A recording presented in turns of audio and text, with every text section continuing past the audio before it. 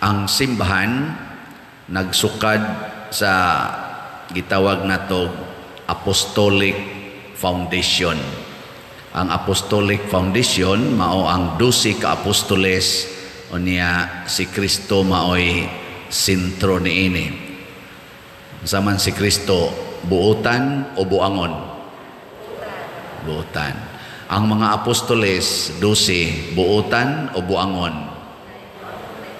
Ang uban ay pagkabuangon. Si Judas gitangtang man to si Judas, namatay to siya, so giilisan siya ni Matias. Pulos na sila mga buutan. Pero ang simbahan nga gitukod ni Kristo dili mao ang sinugdanan gyud sa pagtukod sa katawhan nga nagsunod sa Ginoo. Ang mga Hudiyo, ang mga Israelita mao gyud sinugdanan nga gipili sa Ginoo gikan ni Abraham hangtod gyud ni abot si Kristo. So pag-abot ni Kristo, gisumpayan lang niya og iyang gitarong ang nagkahiwi-hiwi na nga pamaagis kinabuhi nga gipuy-an sa mga tawo nga pinili sa Ginoo.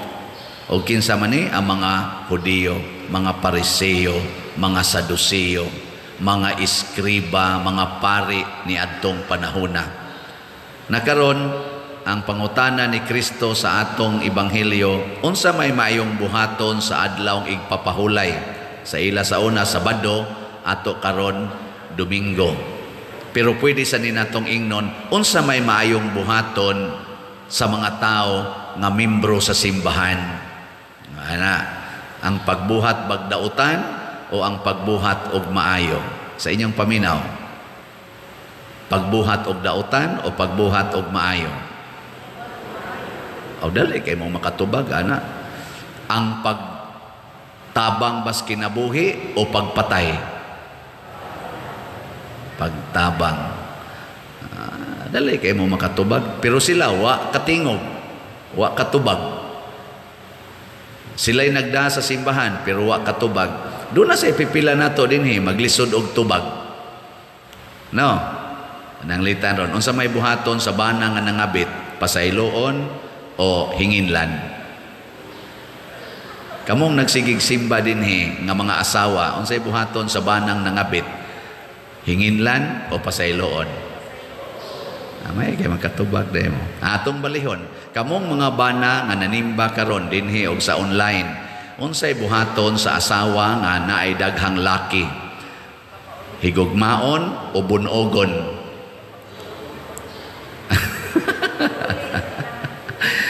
Na. Mo na'y pangutana ni Kristo. Uy, si Kristo ang iyang opsyon kay ang pagtabang man, ang pagpasaylo man, ang pagbuhat magmaayo. Naglagot ang mga pinili sa Dios nga mga kaliwat sa mga Hudiyo. Naglagot. Doon ay panahon mga igsoon nga maglagot ta sa tao nga magbuhat og maayo. Kabantay mo ana? Wa mo kasuway? Nga ka na maglagot ka sa tao naghimog maayo? Wa mo? Pananglitan, ang imong anak mutug-an sa tinuod nga nangawat ka sa kwartas imong bana, di ka maglagot? Ha? Kana bang imong anak ba gamay niya pa, mama kita nako nanguha og kwarta dia sa imong pitaka, di ka maglagot niya? Pero kanang iyang pagtug-an ngadto sa imong sa iyang papa, unsa man na, maayo o dautan? Maayo kayo na, wa siya mamakak. Uy, daghan kay mga tao karon nga masuko sa tao nga magbuhat og dautan. Magbuhat og maayo, labi na gyud mo tug-an sa kamatuoran kay daghan na kayrong fake news. Bisa kanang ingnon ka, kanang imong buhok kinuluran man na, di man na tinuod, di ka maglagot ana.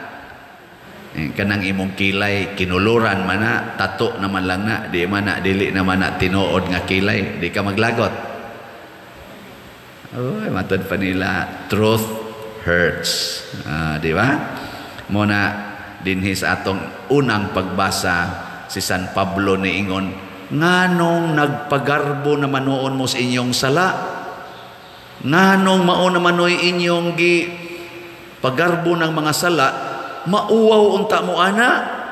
Kamong naa sa simbahan, mauwaw unta mo, labi na gid ang sala sa kalaway. Karon mapagarbuhon kay atong mga batanon, mag-agbay-agbay, magkiskis pa, pulos babae, pulos lalaki. Gara naman nun kaayo.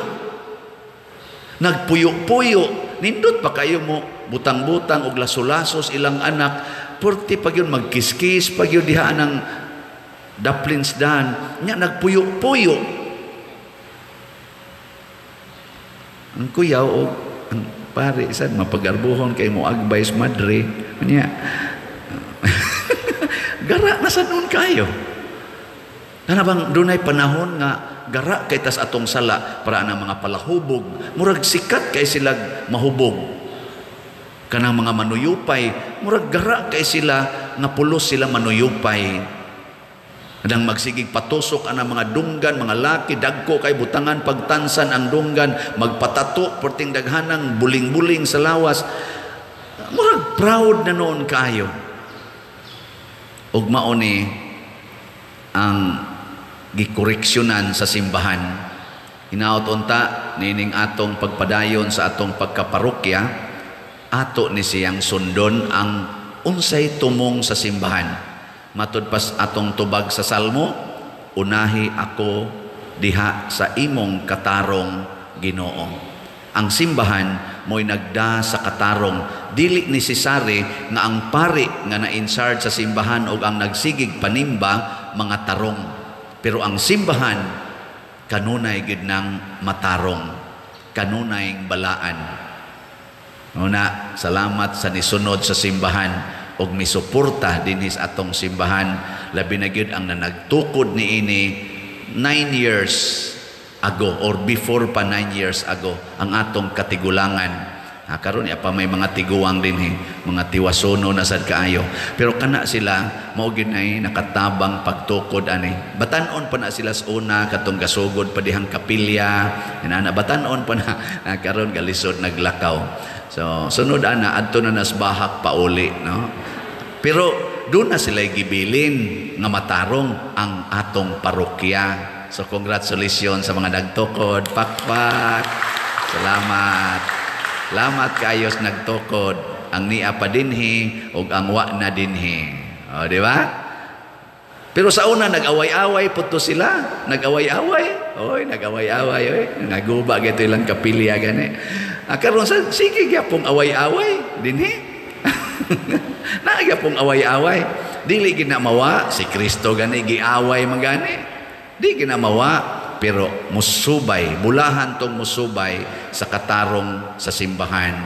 Ug mao na nakita dinhi nagpadayon tas pag-ugmad o pagpalambo sa atong simbahan. Kada dunay special occasion na sa tay special nga kaayuhan. Sama karon nang hatag-tag mga bugas o mga gagmayng noodles, sardinas, ngadto sa labing minos mga 2,000 ka pamilya dinhi sa tibuok natong parokya. Salamat sa nipalit sa atong slots na SBF MP. Nag-budget anig mga 1 million, pero among kwinta-kwinta gabi mura magmusubra gamay. Sige lang, okay ra na. Ana no? So napa may nahibili na to karon napay slot among kwinta gahapon na apay 30 na lang ka slots, 30 na lang ka slots ang kuwang tiwasan na lang ninyo palit karon. So salamat kays namalit, pakpakan natong namalit ni ini. Nya karong Huwebes 3 days from now mag-celebrate pa sa tas birthday Mama Mary, motong namaligya pud ta sugod gahapon og Big Birthday Embrace and Graces of Mother Mary. Ako ang sa 2,000 ka slots, 300 per slot. Kay doon na sa tayo gibudget nga mga 500,000 sa ato sang himuon nga maayo anang adlawa. Nya, gahapon sad, nahalina na taog 197 ka slots. Oh, pakpak. Pero pas-pas kay ni kay tuluran ni kaadlaw. So napay 1,803 ka slots. Naaw natog mahurot ba ni Koto brong Huwebes. Hurot ka ni dili. Si Aros ag dili mahurot no. Nya ang ato sang DOPS para sa atong parokya as of yesterday para ni sa atong project ay nakatungtong nagitaglain nga level sa 1,000 4,060 na ang atong halin. Yos, salamat. Ni Ongo ta atos 3,000 na dugay-dugay ta atong 3,000 karon 4,000 tanan natog sunod adlaw mahimo na baning 5,000. Kining mga butanga akong gisgutan kaning palit-palit na tog slot para sa kalambuan sa simbahan atong gipadayon ang kamaayo nga gisugdan ni Kristo, gisugdan sa atong katigulangan dinhi sa atong parokya ug ato ning padayonon ibilin tanis atong mga sumusunod aron magsigi sila celebrate og anniversaries sa simbahan. Karon ikasiyam pa. Masig moabot ning ika 900 years anniversary. Kitang tanan ana pulos na tuas langit, no? Sige lingya imong tupad. Ing na imong paminaw, malangit ka ka? Oh, malangit kay nakaapil sa biblical rosary katong nalit purgatorio. Di ba? Purgatorio tong nalit. Pero sagdi lang kaapil man sang uban. Langit na ta to lang yang bunloton tonto as purgatorio. Padayonon tani ang pag-ampo kanunay, pag-alagaray ug ang pag-inantusay alang sa kaayuhan. Ato karong himuon ang pag-ampo sa atong foundation anniversary, 9th foundation anniversary, manindog.